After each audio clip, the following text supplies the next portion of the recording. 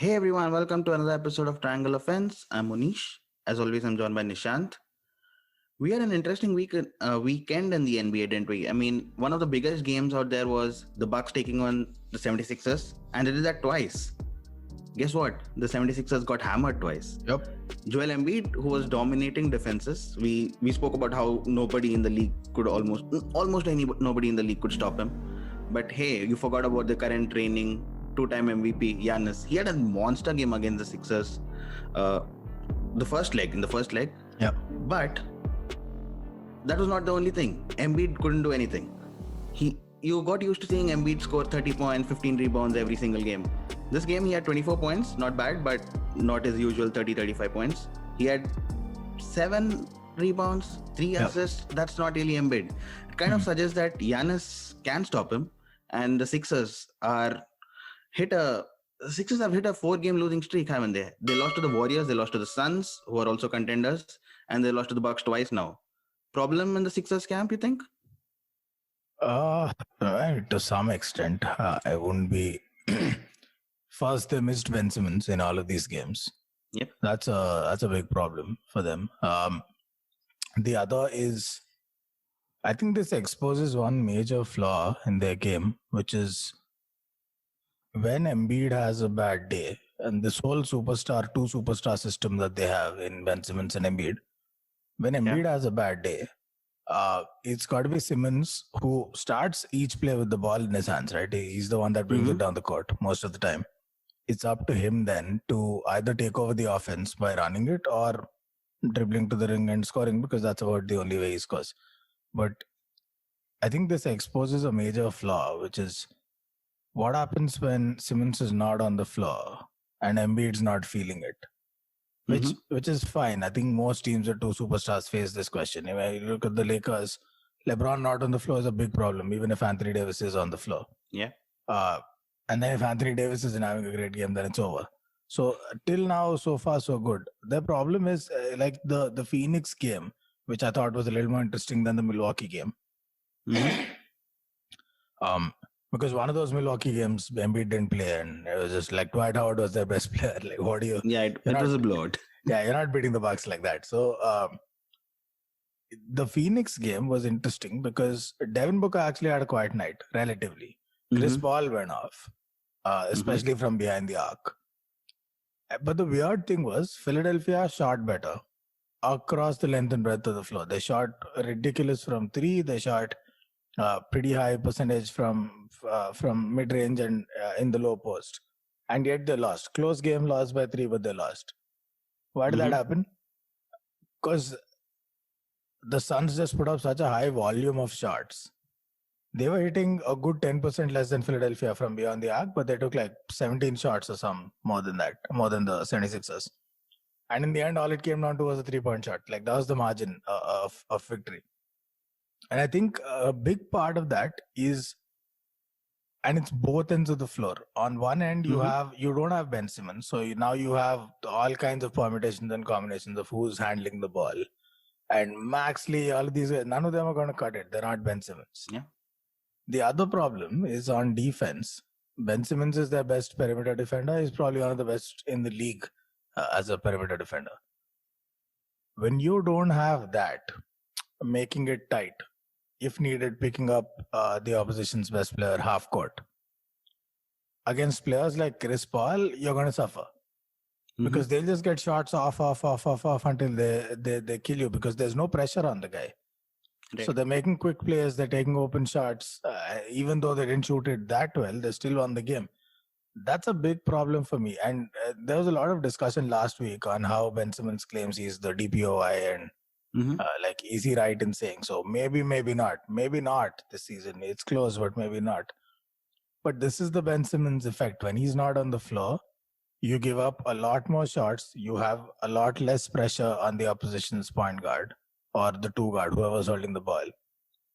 They get better percentage shots off. And even on an off night, that means they're going to win. And at the other end of the floor is where you really get screwed. You can maybe hope for a Danny Green to do half the job that Ben Simmons does on defense. On offense, they really don't have a backup. They don't have a guy that can run the ball.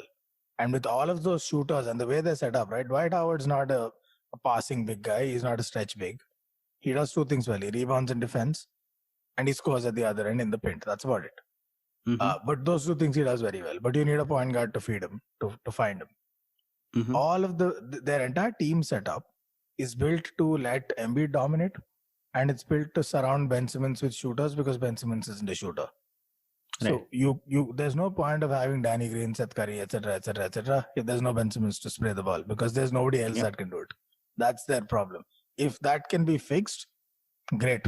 No harm, no foul. It's all good. But this is the same thing. It's Philadelphia again. Playoffs are coming. Yeah. Somebody's injured. It's Philadelphia again. Yeah. For all the shit that the Bucks get, this movie is the one we've seen a million times before. Do you think they've peaked too early? I mean, you saw that they had a big lead at the start of the season. Even midway through the season, they were leading the Nets by a comfortable margin. Yeah. The Nets have now overthrown them from the top of the Eastern Conference. Well, the Mets and now they're sitting. NBA, not yet. But they're just sitting just 2 games ahead of the Milwaukee Bucks in second position. Do you think that's concerning for the Sixers? Especially because if you finish second, you know that you have to face the Bucks earlier. You have to face them in the second round. Instead, if you're the first place team, you don't have to face a tough team or team that can compete with you until the finals. So if you finish second, you're probably facing Miami Heat, and then you're facing the Bucks, and then you probably face the Nets in the finals. Well, I don't see the Sixers going through all 3 of those teams with unscathed. No, I agree. I don't know if they've peaked early, because to say they've peaked early is to call this a dip or a decline, but I don't know if that is. It's just one key player out injured. It'll be, if Ben Simmons is back and they continue to suck like this, then that's major problems in Philadelphia. But I agree with one part of this, which is, though they shouldn't be too worried about this, if it's just Ben Simmons' absence and him coming back changes everything, there's still one part that's deeply concerning for them, which is they will have to run into the Bucks earlier. Yep. And look, maybe Ben Simmons comes back, but I don't know what it is with these guys. Every year they find a new way to get injured. It's either Embiid or Simmons or both. So if this is Simmons out injured and it's going to affect his playoff performance, either he's not going to be available or he'll be in some kind of diminished state of health. I don't fancy them against the Bucks. They're going to get butchered. A full strength 76ers, okay, I'll take that. But if not, as well as Embiid might play, maybe he shows up and he really shows up. That's the end of the story. It's Embiid or bust. And the Bucks are no joke. It is a well-stacked team. Jrue Holiday ate them for breakfast in that game. They shot miserable from 3. They shot under a subpar number. They put up subpar numbers from mid-range. The Bucks defense will eat them up without Ben Simmons running the offense. And that's their big problem. So, again, it all hinges down to every year is deja vu. It's fitness time again. But they're not going to run through so many teams in one run. They want to make sure they secure their rank. But if you absolutely had to trade, if it's a question of let Simmons rest till the playoffs and he comes back fully fit, bring him now to save your regular season, maybe you risk further injury. If they had to trade that, I mean, without hesitation, I'd say, no, just let it go. You might slip a rank. That's the lesser of the 2 evils. You've got to pick the lesser of the 2 evils. So in that case, if you're a Sixers fan, would you be worried about running into Miami Heat first up? Because you need an Embiid stopper, and I think Miami Heat definitely have the resources to do that. And you saw how they upset the Bucks last season. Yeah. So can they do that against the Sixers this season? Supposing they run into them in the first round, and it's quite possible now given the standings. I don't think so. If it's a fully fit 76ers, Miami have got no chance. Because unlike Giannis, they've got the Giannis stopper, all right. And although Giannis is getting bigger and stronger and his low post games developing every season, though he still doesn't have a jump shot. But Embiid's no Giannis. They can't do to Embiid what they do to Giannis, because when you build that brick wall and you take away Giannis's driving lanes and you take away his momentum when driving to the rim, it's still Giannis. He's going to find ways to score, but you are going to impact his ability to put points up. With Embiid, guy shoots threes, shoots the mid range. He's more. He's a little more versatile in the low post than Giannis moves wise. I don't think it's the same thing stopping Embiid as it is Giannis. He's got a lot more weapons up his sleeve, and he's a pretty good passer. Giannis is too, but Embiid's a good passer with a ton of shooters surrounding him. I don't think I would not fancy Miami against Philadelphia. It's probably the only team against which I'll give them no chance. Okay. One last question before I let you go, or probably two. Now, Ben Simmons has said that he claims to be the defensive player of the year. Do you buy into that? And also, Embiid said he wants the MVP. Do you buy into that? Do you buy that argument of Embiid over Jokic? I don't, especially because the Denver Nuggets and the Sixers have the same record right now. The Nuggets might be sitting fourth in the table, but they have the same win-loss record. And Jokic has better numbers all throughout. So I would put Jokic there. But the Ben Simmons versus Rudy Gobert is interesting. Would you buy that argument? I mean, he's kind of indirectly making his case because his absence is exposing the 76ers so badly. It's a tight one. I would say Embiid, but it wouldn't be a criminal.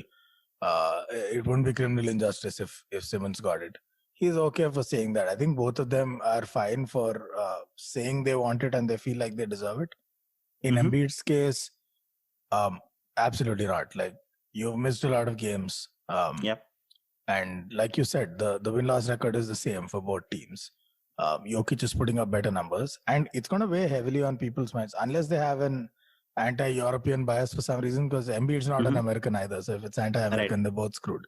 But if there's some kind of anti-European bias, I don't know. But what Embiid is doing is not hitherto unseen. You've had people do this in the past. Right. Shaq in his own way, Kareem in his own way, or whoever, like Wilt, all the bigs. Maybe a bit of Hakeem here and there. So you've seen this version of the 7-foot big man. Now, granted, none of them shot the three like he does. That's an evolution. Maybe Patrick Ewing, shades of that thrown in. So he's kind of the best of all worlds, modern day center, Embiid. Right. But it's not something we've never seen before. Jokic, that's something we've never seen before. A center who can pass like that at walking, talking, triple-double, that has never been seen before. So that should have some weightage. I mean, if you've given Westbrook an MVP that season, where the team really didn't do anything special, but he put up triple-double numbers, and Jokic should be in there with a shot. So I'd give it to Jokic at this stage, not Embiid. So they're okay for making that claim, but I don't think either of them are getting it. All right, then. So that was the 76ers. Do you see them reclaiming the top spot once Ben Simmons is back? I don't, because KD is back and he plays as if he's never missed a game. So I don't see them reclaiming that top spot. Yeah, I think regular season, the Nets are too much. Even like KD and Harden could both be out. Kyrie's still going to go get them wins. Any one of those guys shows up, they get wins against mid-table and below mid-table teams. So at the top seed's gone. It's about how do you... I think Philadelphia at this stage, their first focus should be how do we get Ben Simmons back healthy and make sure Embiid's healthy for the playoffs. That's the number one priority at the cost of everything else. The number two priority is how do we keep that second seed and not slip down further and let the Bucks overtake them. Third, if possible, if all these are done, can we get the first seed? That'll be nice. That'll be sweet. But it's not entirely in their hands. So I'd focus on the first two priorities right now.